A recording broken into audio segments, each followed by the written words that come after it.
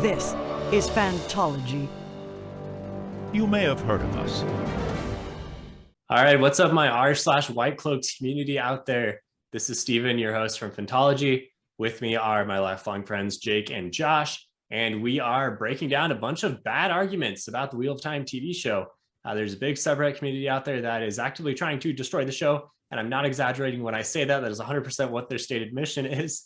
And as fans of the show, we don't think the show is perfect, but we would like to just say that some of these arguments are a little bit out there. And if you haven't seen my intro video to this series of responses, check that out. That'll give some context for what we're doing. But I think we're ready to start with plot holes, right?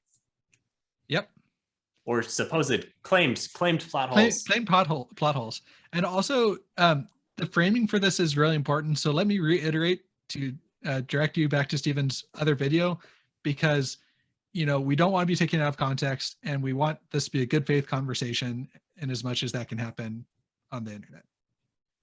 Yeah, I mean, we're probably stupid to think that everyone's going to love this, but it's important enough for us to do this because there's not enough reaction to this community that is like trying to destroy the show. Guys, I mean, let's just put it out there. This is the one Wheel of Time adaptation we're going to get in our lifetime, probably, So we might as well, if you don't like it, then just leave, right?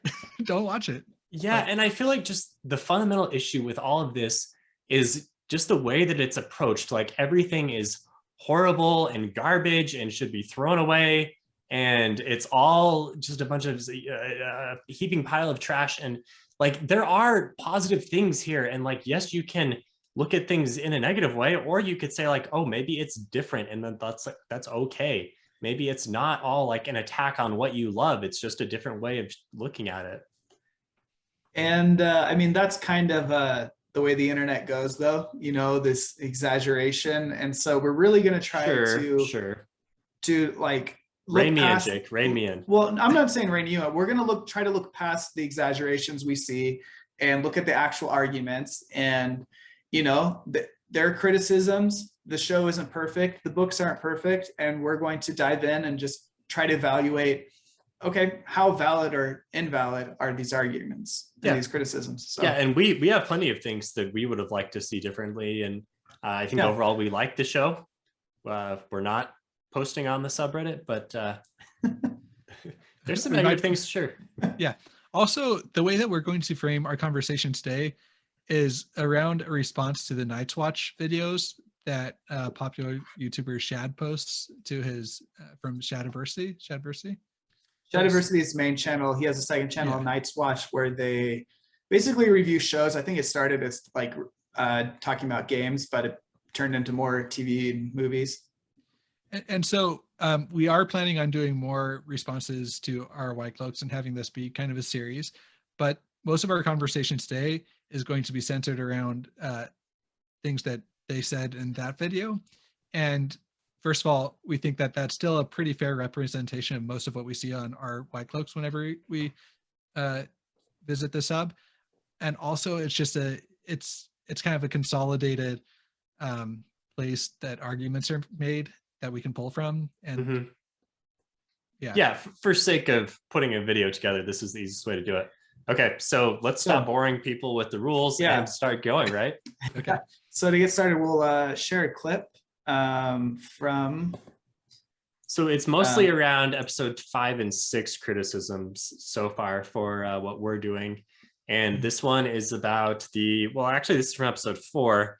This is the whole thing around shielding Logain. Actually undermines a lot of the structure of that episode, which is not good, okay? And a lot of the episode, like the Aes Sedai camp stuff, is structured around the difficulty in keeping Logain shielded. Yep. All right? They were able to do something so easily throughout the entire episode, which would have solved it, and they established that they could do it and knew how to do it at the end of the episode, and it's linking. Huh. You're right. You could have just... Yeah! All the Aes Sedai need to do is link and bang. Shield on, not a problem. Yeah, instead of having 3 of them. Yeah. Or 2 of them at all times. All right, that's good enough, right? Okay, so Okay. again, they go on to talk more about this, and if you want the full context, watch their video. We're sincerely doing good faith effort not to take them out of context, but we're reviewing almost 5 hours worth of video, so we can't put the whole context in there, what they say. So yeah, the linking. so watch Yeah. watch their video, like for sure watch their video, make sure we're not taking them out of context. Just to summarize, so they're saying kind of a plot hole, why were they talking about how hard it was to shield Logain, and then at the end they just link and they're easily able to shield him because they're linking. It's like, well, why didn't they do this at the beginning? Thoughts, Josh? Like, what do you think about this? So for one, I was surprised at how much this took down. Like when Chad quote unquote realized it, he said it took a lot of the enjoyment out of episode 4, which he had previously said was his favorite one. And on the face value, like there is a point that they could have shielded Logain, but Or they could have linked. They could have linked. They could have linked to have more power. Yeah, they could have linked to have more power to shield Logain. But and this might get into some light spoilers from the books. We're going to try and keep it pretty spoiler free, but we might explain some of the mechanics of linking in the power system that hasn't really been explored in the show.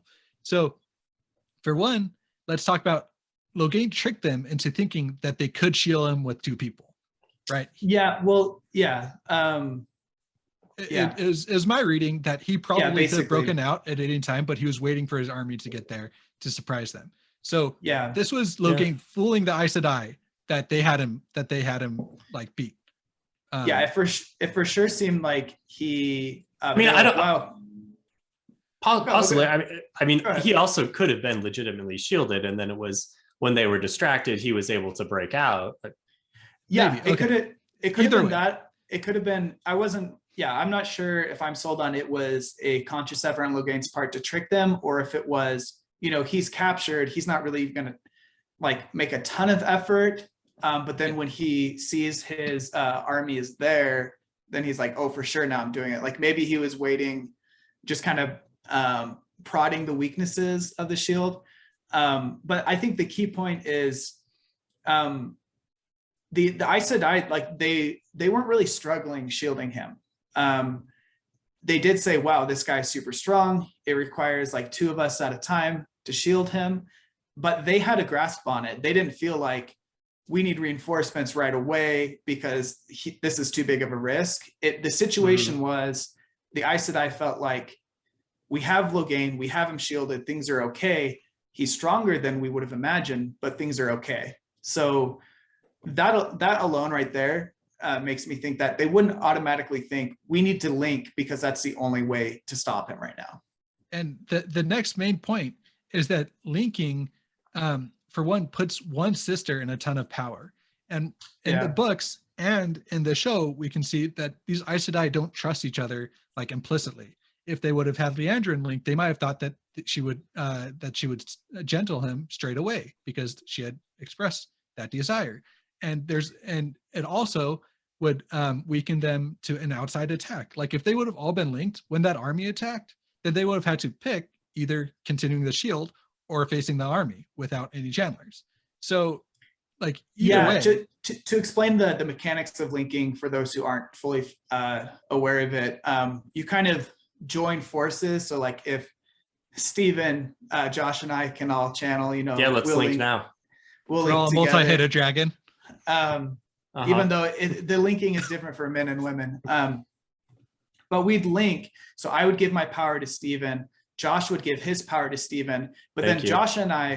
Josh and I don't control the weaves at all. All we are doing is funneling our power to Steven. Steven would then have to make all the decisions of what's happening.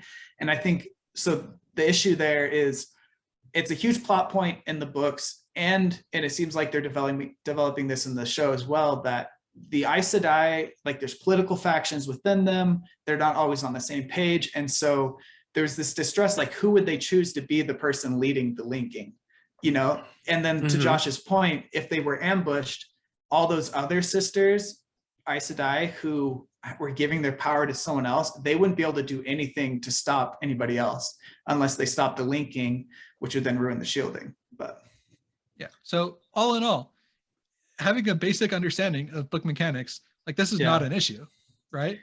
Yeah, I think upon further examination, this is like one of those things that at first is like, wait, why didn't they just do this? And then it's not explicitly stated why in the show, but I think. But you can't do that. You can't sit down and over explain literally every decision. Yeah, right? you really can't. You really can't. And that's the frustrating thing is this is coming from big book fans who are saying like, this doesn't make sense because the books wouldn't work this way. But I mean, Jake just explained how linking actually works. But yes, the show didn't explain that because that's terrible TV to explain all of that. Like no one wants to watch that except on YouTube, hopefully. So yeah, this is that's just terrible content. Who would produce that? Just this double standard here. Yeah. And I think it really is one of those things where all the clues are there to be explained in the show, but it isn't like told to you. I think it's shown. You see when they're linking, you see them giving their power, and you see that they are like, they weren't super nervous about holding Logain there. They felt pretty confident with their situation. He's shielded, he's good. They're like, whoa, he's strong, but he's good. So I think all those clues upon like another look, I honestly think after hearing this, if Shad were to rewatch the episode, he would agree with us. So I'm going to say this plot hole is debunked on my end. This is Mythbusters now? We just turned into Mythbusters? Yeah. I don't know. So I think it's 100% debunked. I think in show canon, in book canon, this makes sense. But yeah. Okay. And to be clear, not all these plot holes we're going to be able to completely debunk. And there are going to be plot holes in any piece of media. Yeah. Right? So we'll come up to a few here, but that was an easy, it's not really a plot hole. Okay. yeah. Okay. Next one. Time jump and consistency. Time jumps are unnecessary and break the consistency of the show. Changing it to Tarvolin, all right? When I knew that they were going to go from Tarvolin just from like an image of the next episode. It's like, oh, they're going to be in Tarvolin next episode. That's jumping forward a bit. And at first I was like, they better show the time it takes, because in the book it takes ages to travel across this world. It's a big world, and like it takes months, so not just a month, sometimes months to get from like where they are all the way to friggin' Tarvolin. Well, even if it did, But we wouldn't know because they just skipped there. Well, no, I was worried that they weren't even going to say 1 month later, or that they're just going to basically like they teleported, because this world is big. They needed, but okay, they did that, good, but they do realize that opens up a whole nest of issues, because a month has passed. A lot of stuff happens in a month. A lot of friggin' stuff happens in a month. Like they grow hair, they shave it on the road. By this time, Perrin should be a friggin' converted tinker or something by now. He's been living with the tinkers for a month, hearing them preach Way of the Leaf. Yeah, all that crap. Matt should be wholly, like, just gone right now. Like, just another note. What are you guys aware what's causing Matt's thing at the moment? The dagger that's... Do you think it's the dagger? Didn't he get touched by the thingy? He was throwing up stuff before. It was the... So all right, you know that he's, like, got some type of dark thing from Shadar Logan. It looked like the exact same stuff. Yeah, so you put it's obvious, you can put one together. This isn't a spoiler. Yeah. You're right. Okay, a month has passed. In the book, he'd be dead. He'd be gone. He's been dealing with this for a month. All right, I think that's good enough for there. Okay, this one kind of a lot to take in. So his biggest issue is they are like condensing the world, making the world smaller than it is. Things are like they're not logistically correct. It's like a Game of Thrones season 8 reaction or something.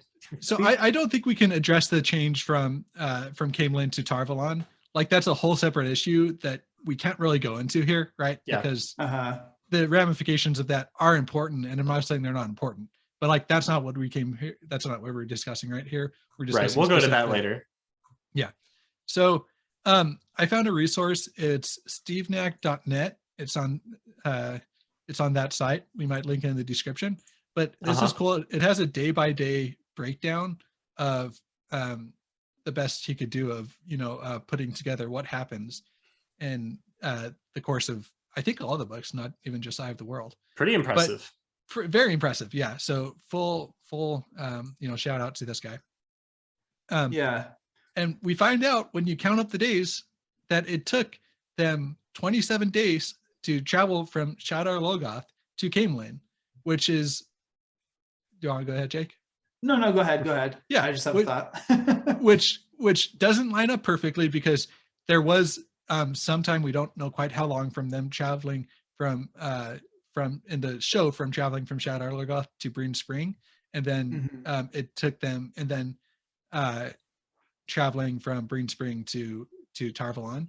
Like, we don't know exactly how. We assume that was about a month between Breen Spring and Tarvalon, because that's when it said 1 month later. Yeah. So there are some unaccounted for days. I'm not saying this lines up perfectly. Or even past Breen Spring, because it was like after they passed the Grinwell Farm, right? The farm. Oh yes. So that's even beyond Green Spring, and you could kind of line that up. That was pretty close to Camelin in the books. So we have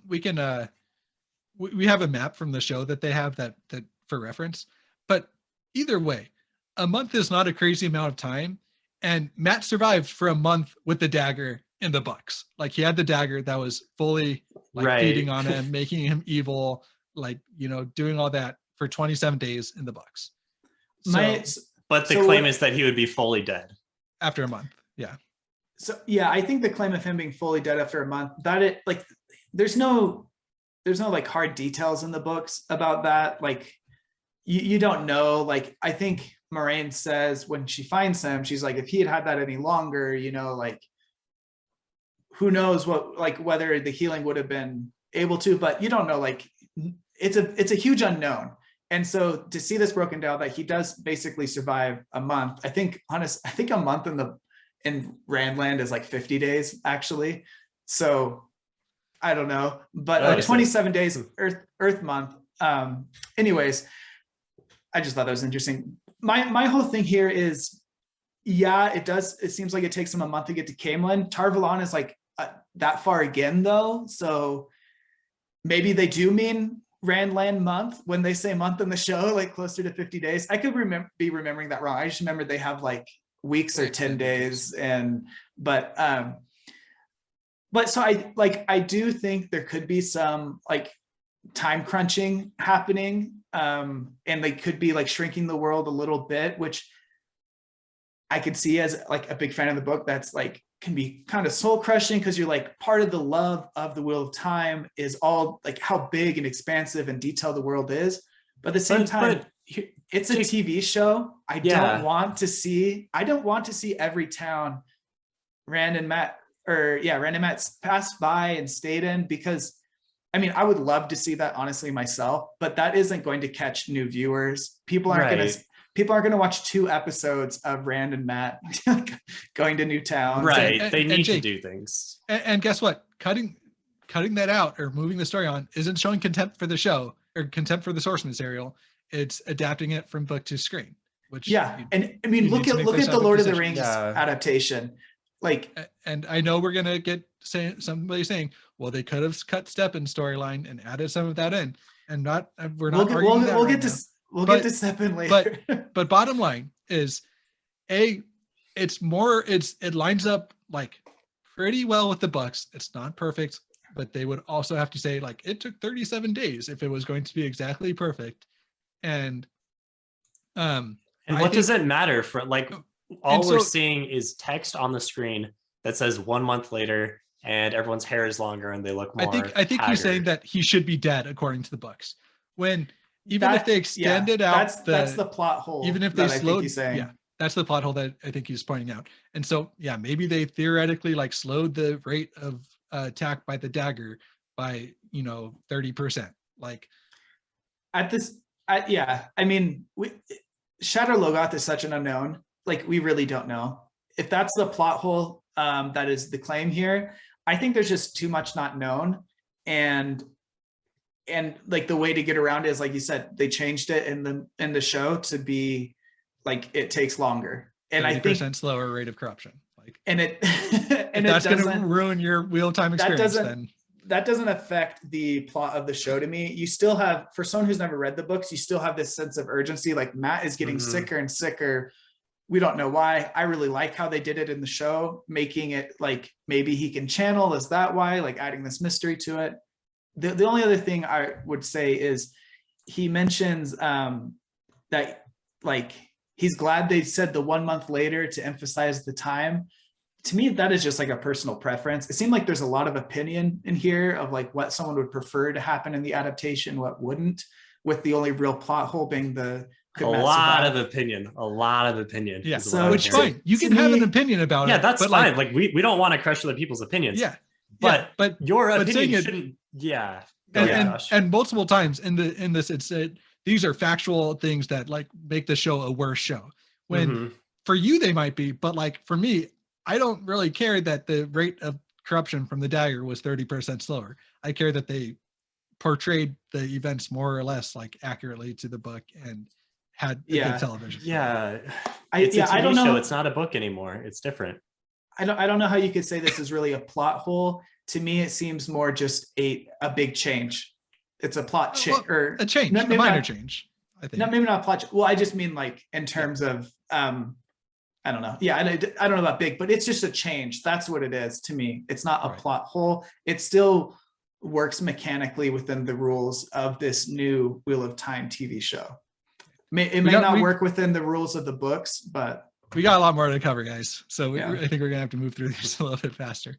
Well, I don't think we have any more plot holes, right? We're gonna wrap this. We're gonna wrap this episode, and then in the next one, we're gonna talk about why the show is too woke and Rafe has an agenda and is actively trying to destroy it, right? Don't we have like Land being too emotional, like going teleporting, Lantern having your light? Oh, is that? I guess that's in the woke section, huh? a little preview. Yeah, the next episode. we'll get to that in the next. That was intentional. Anyway, drop some comments. Let us know what plot holes you would like us to talk about or debunk or whatever. Or I don't know, just let us know your general thoughts on. And join Discord if you want to suggest things, then jump on our Discord.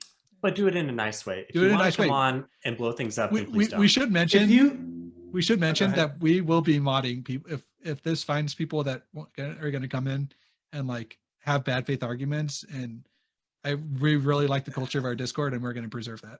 So yeah, if you want to bring some negativity to us, drop it in a YouTube comment. We love it. Yeah, it boosts YouTube the comments. algorithm. That's it's like I'm absorbing more of the. Give us that thumbs down. That's what we want. The tendrils of Mashadar. I'm just soaking it all up. Yeah, let the negativity reign on YouTube, and if you want to have a constructive conversation, feel free to join Discord. Yeah. Cool. Okay, we'll catch you guys in the next episode.